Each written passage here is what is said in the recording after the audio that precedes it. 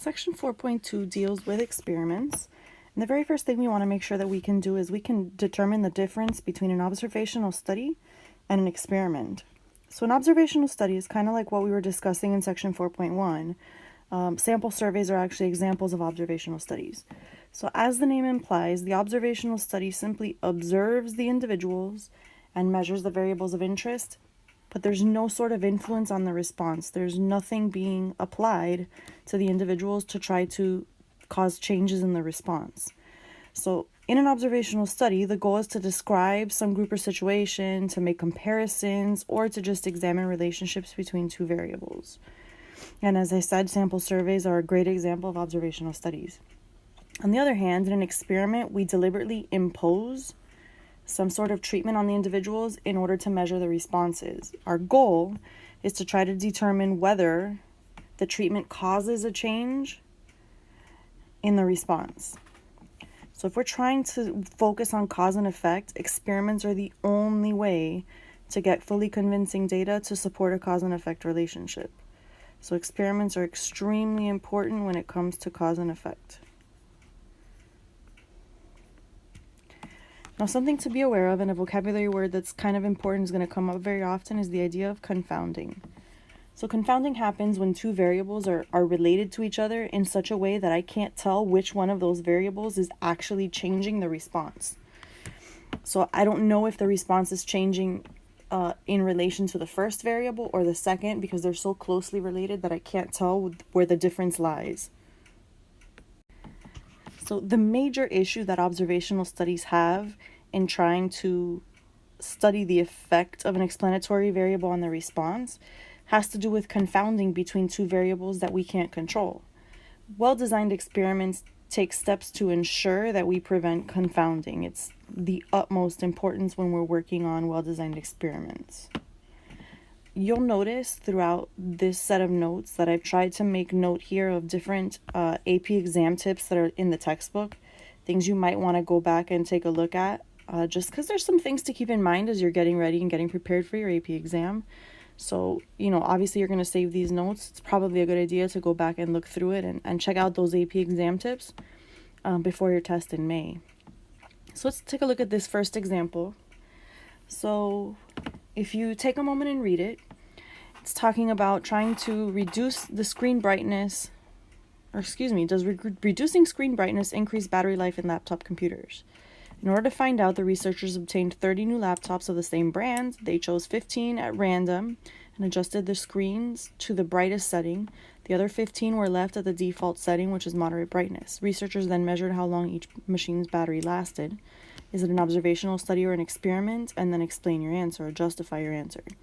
So the second I see here that they chose 15 at random and adjusted their screens, I know that they've implemented something. So this is going to be an example of an experiment, because the researchers manipulated the screen brightness.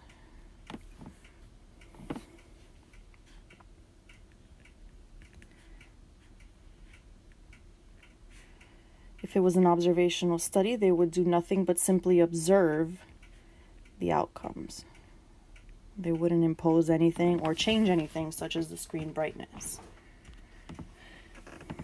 So for questions 2 to 4, we're referring to the following setting. It says, does eating dinner with their families improve students' academic performance? According to an ABC News article, teenagers who eat with their families at least 5 times a week are more likely to get better grades in school. This finding is based on a sample survey conducted by researchers at Columbia University.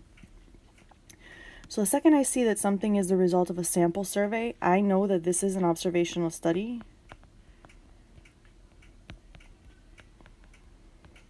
Because our researchers are simply observing the students and their families.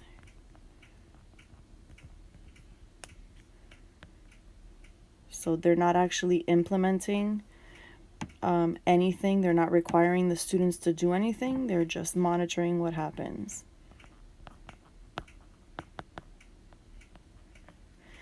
Okay, and in this case, what are my explanatory and my response variables? So if we take a look back at the question, it says students who eat dinner with their families get better grades in school. So the explanatory variable would be eating dinner with their families.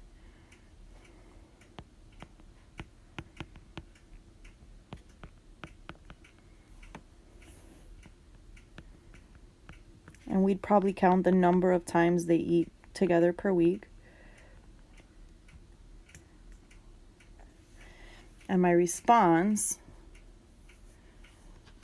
would be their grades in school,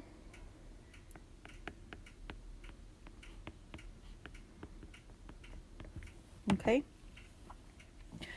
So it says, explain clearly why such a study cannot establish a cause and effect relationship and suggest a variable that may be confounded with whether the families eat dinner together. So part of the problem is that it cannot establish cause and effect because we can't control outside variables. So outside variables are not controlled.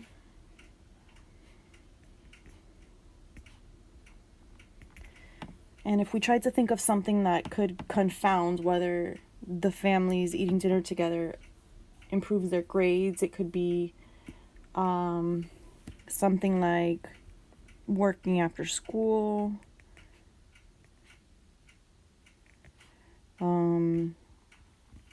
maybe having a significant other, the amount of time the student spends watching TV. All of these things could cause changes in the student's grades, and it would be difficult to determine whether it was eating dinner with the family or the time that they spent doing these other activities that had an effect on their grade. All right, so this chapter has a significant amount of vocabulary, things that are going to be important for us to know as we work on these problems and designing experiments. So I want to make sure that we discuss some of the language that's involved in experiments. So the first is the idea of a treatment.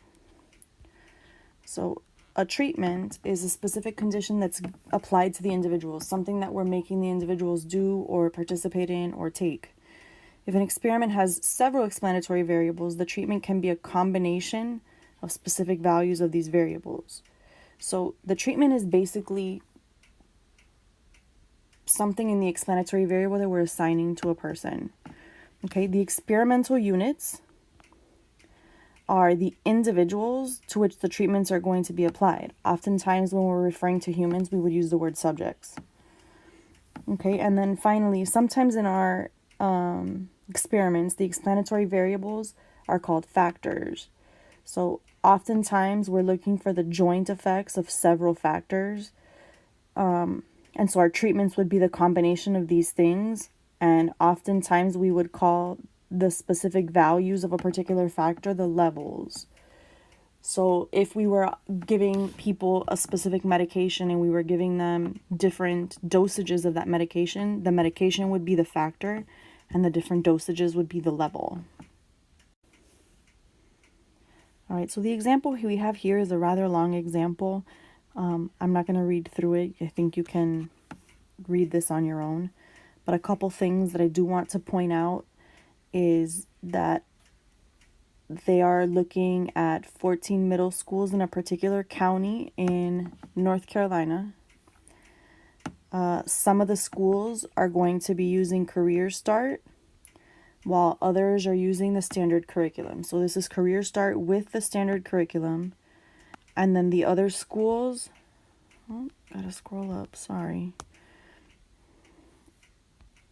are just following the standard curriculum, okay? So both groups of students are monitored for several years, and then we're going to collect information on their attendance, behavior, standardized test scores, level of engagement, and whether or not they graduated from high school. So this particular experiment found that the schools that used the Career Start generally had better performance amongst their students. So what we really want to do is we want to be able to identify the experimental units, the explanatory and response variables, and the treatments in this particular experiment. So in this case, our experimental units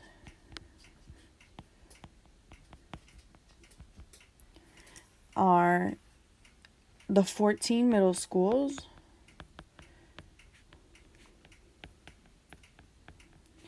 in Forsyth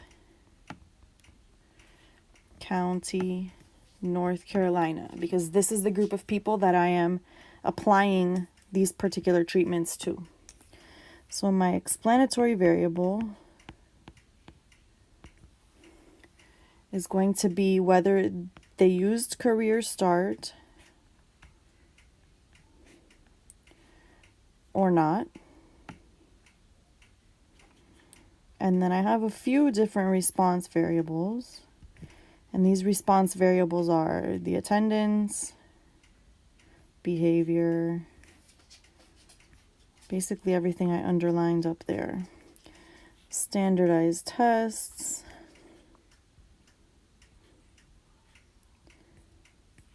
their engagement,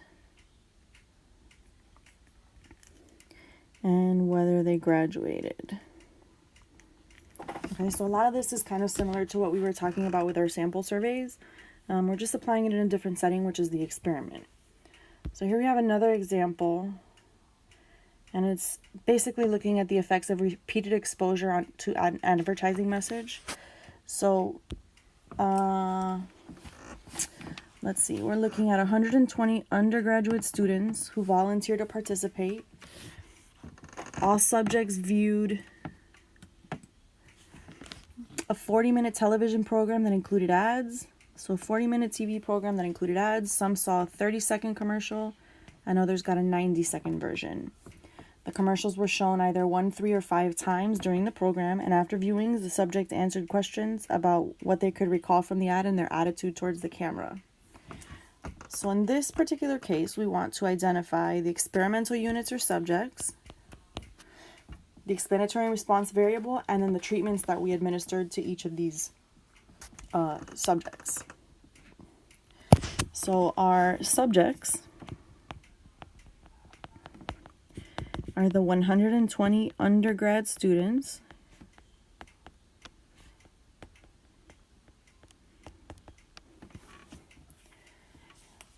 the experiment has 2 explanatory variables, which would be the length of the commercial. We go back to the top.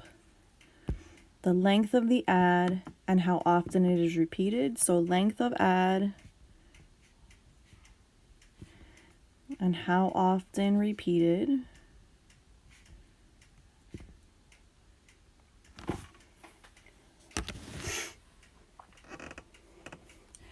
Response variable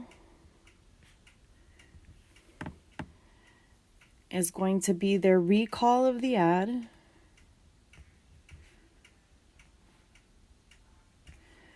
their attitude towards the camera, whoops, let's fix that, their attitude toward the camera, and intent to purchase. Okay, now this is also going to ask me about treatments. So the treatments are essentially what I'm going to require each of these undergrads to do. So everybody's watching a 40-minute television program, but something is going to happen to each of these groups. So essentially there are 6 groups.